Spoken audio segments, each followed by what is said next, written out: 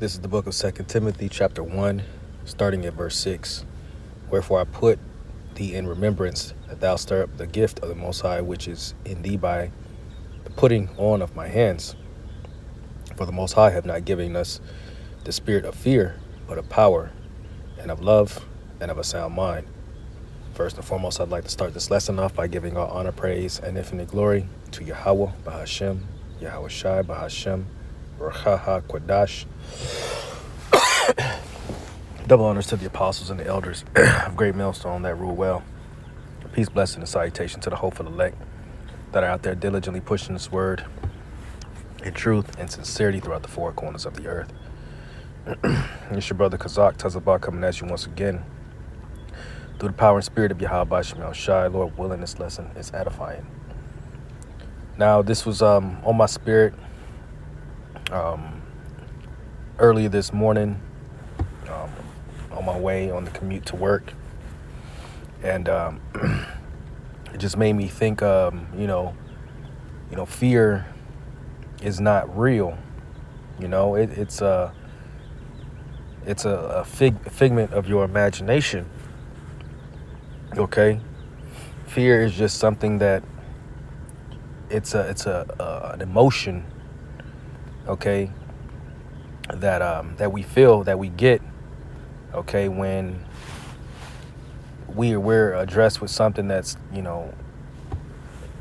contrary to what we're comfortable with.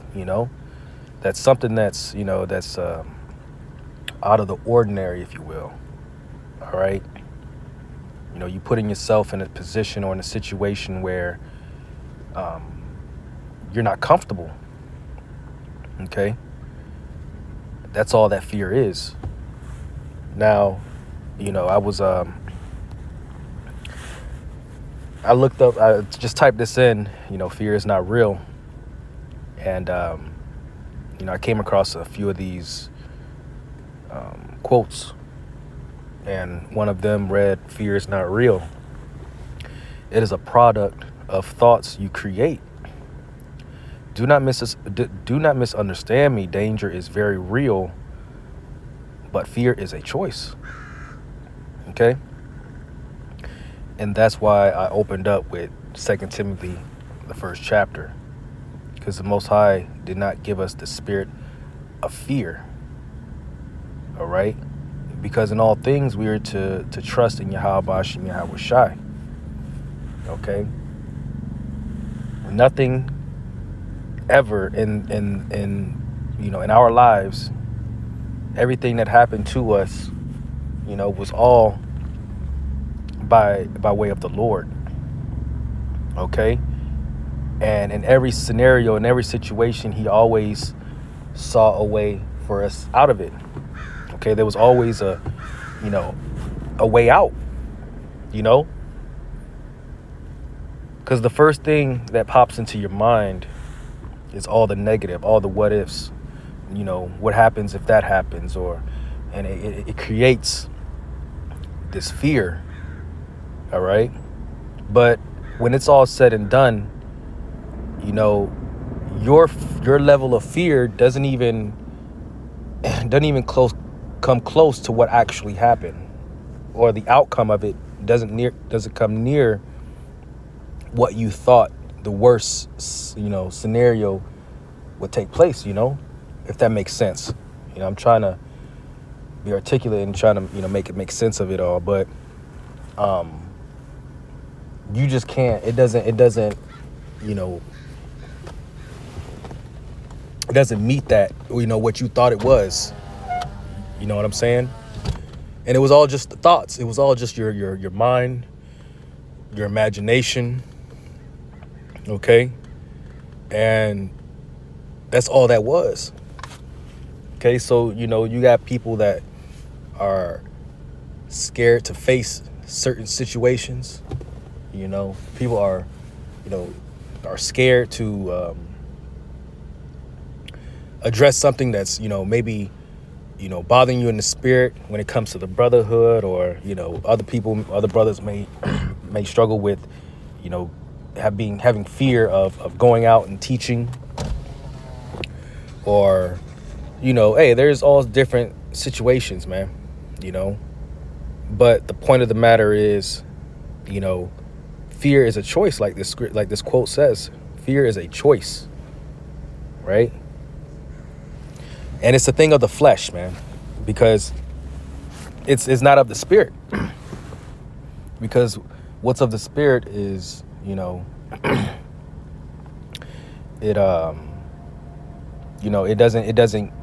it doesn't put that level of fear in you because you have faith, right? And that's why faith plays a huge role in this walk, in this ministry. Faith is the substance of things hoped for, the evidence of things not seen. So when you're in your flesh may fight against your spirit, because it's a natural, thing that may occur from time to time. It happens, because it's the flesh, right? But the spirit is what? The spirit is willing, and the spirit knows that the Lord has got us, man.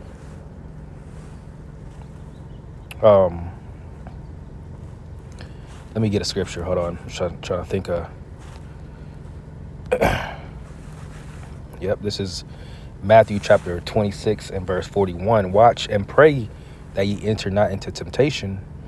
The spirit indeed is willing, but the flesh is weak. You see? And the flesh is what brings forth that carnal aspect, all right? The emotion of being fearful, okay? Being fearful of something that you don't even know the outcome of, which doesn't make any sense. It comes down to the trust. It comes down to faith that the Lord is not going to forsake us, man. All right? The Lord is not going to forsake us. And you have to constantly remind yourself of that while we're still in this flesh. Okay? Because in the kingdom, we won't have to convince ourselves and try to, battle with our flesh, because we will have overcome the flesh. We would have defeated the flesh, defeated death. Okay? Which is essentially what fear is. Fear is essentially the outcome, which is death. Right? People, you're in fear of something, and you be like, well, what's the worst that can happen? Death? Hey, man, so what? So be it. Hey, because we're coming into a time, man, Jacob's trouble it's going to be times where it's going to be fearful. You may come across some things that may, kind of mess you up, man. All right? If you're acting in the flesh, if you're acting in carnally. But that's why we have to operate in the spirit, man, at all times, and knowing that the Lord got us, man. I want to get 2nd Ezra 16. 2nd Ezra 16 and verse 75. Be ye not afraid, neither doubt, for the Most High is your guide. You see? Don't be afraid. All right? Don't doubt. Okay? What's the worst that can possibly happen? Us, hey, death? Hey, the Lord didn't give us a spirit of fear, man. We're not to fear death. Death is nothing, man. It's sleep, it's rest. That shouldn't be your fear.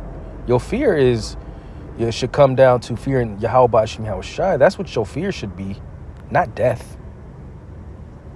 Okay? Your fear should be in the Lord. All right? Let me get a scripture. It's a scripture where it talks about not fearing man, but the Most High, who could destroy your body and soul, or something along those lines. Let me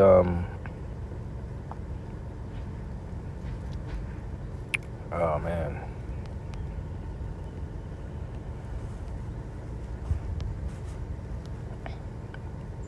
Here we go. Matthew 10:28. And fear not them which kill the body, but are not able to kill the soul, but rather fear him which is able to destroy both soul and body in hell. You see? Which is Yahweh Hashem Yahweh Shai. Okay? That's who we should fear. Fear is the beginning of wisdom, right? When it comes to fearing the Lord. Isaiah 33:6, wisdom and knowledge shall be the stability of thy time, the strength of thy Lord, the fear. And let me just, because I don't want to misquote it.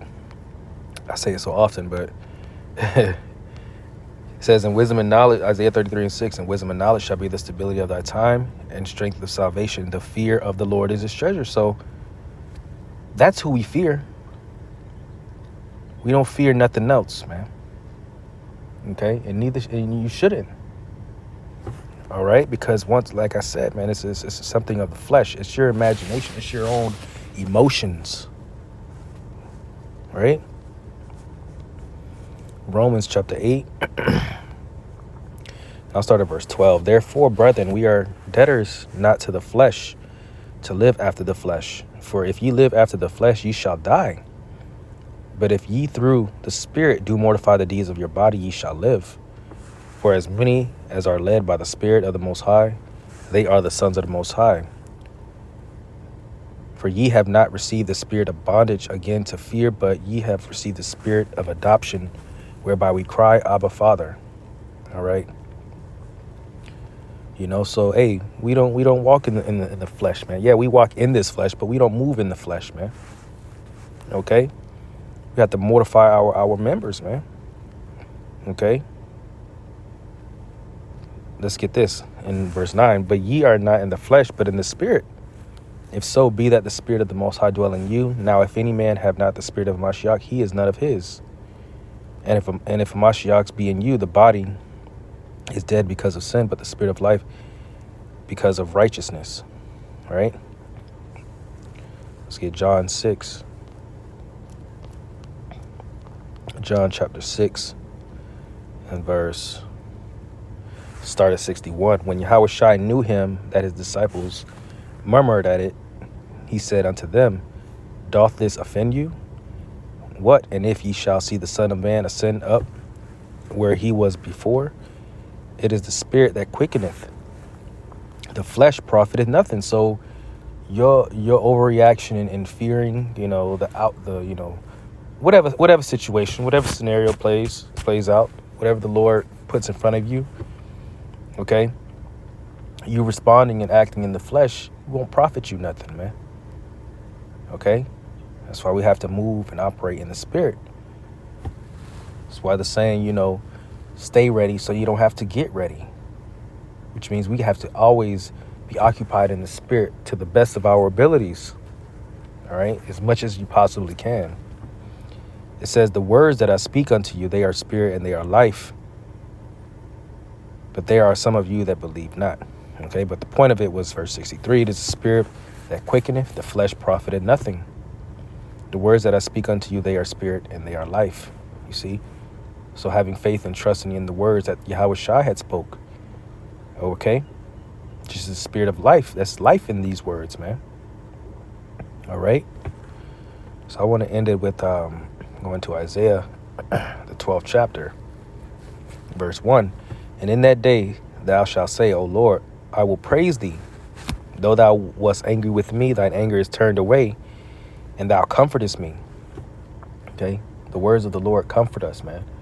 Having this truth, okay, having the knowledge, the understanding of you know, the Father's word within us, it's comforting, man. Okay? Knowing that he's going to guide us throughout all situations, especially in Jacob's trouble. Okay, guide us through the worst times in history, you know, because that's what we're approaching. That's what we're coming into, you know. And the reason what sparked this, you know, was I had a dream. You know, it wasn't, you know, if I, you know, it was not pleasant, you know. In fact, it was what would appear to be, you know, a time like Jacob's trouble. And it was maybe because I watched a scary movie last night, you know, and that was still, in my conscience, But yeah, man, it was a wasn't too far off as far as what could actually happen, because people are jabbed up. You got this 5G going on. Okay, people can get activated, and really tweak, man. So that image was still in my mind before I went to bed, and that's what triggered it all. And it was, in my dream, it was fearful, and I was, meditating on thinking about it on the way to work, and it kind of was what sparked me to want to go into this topic. So here I am. But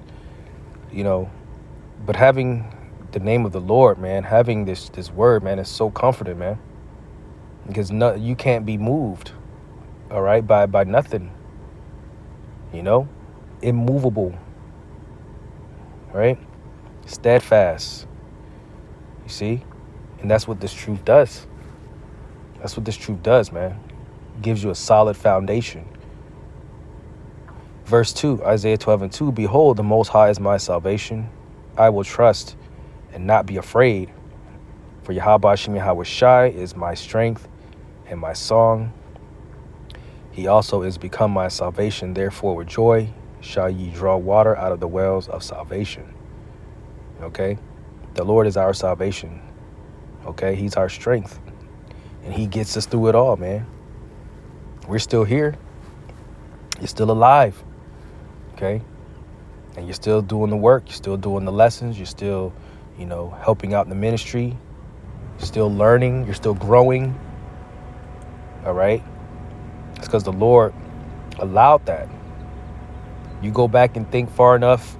Think back to the, your most fearful moments. And look where it got you, man. You overcame it. Okay? We always do. So Lord willing, this was an edifying lesson. All right. And so with that, I want to give honor, praise, and infinite glory to Yahweh, Bahashem, Yahweh Shai, Bahashem, Rakakwadash. And until next time, Shalom.